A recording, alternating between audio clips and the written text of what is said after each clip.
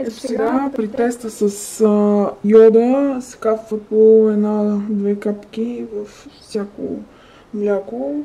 Аз капвам и в домашното, за да се види, значи трябва, ако има нишесте, да се отцвети синкаво лилаво.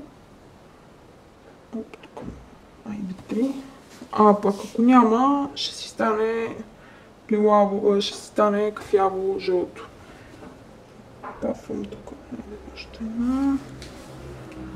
Всякъде.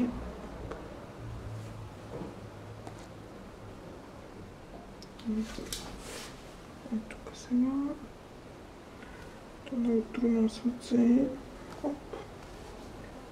И сега освен да изчакаме.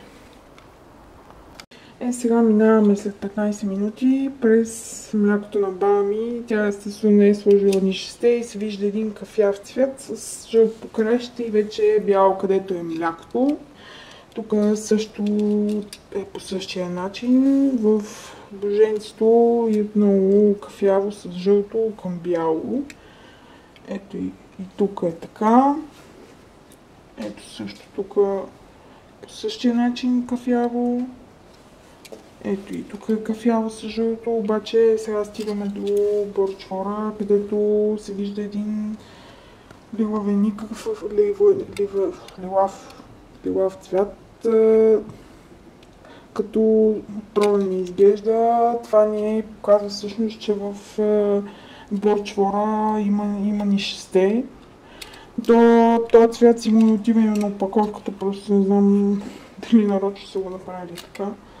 Но много страшно изглежда. Тук за редопеята тя няма.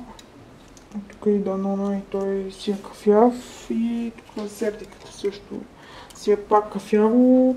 Аз и от предишния тест, като гледам, вече не бих пробвала борчвора и боженци, защото очевидно, че в борчвора най-вероятно има нишесте, ама боженцето пък може да има и нещо друго. Кой знае, може и в двете да има. Ето всеки сам си решава.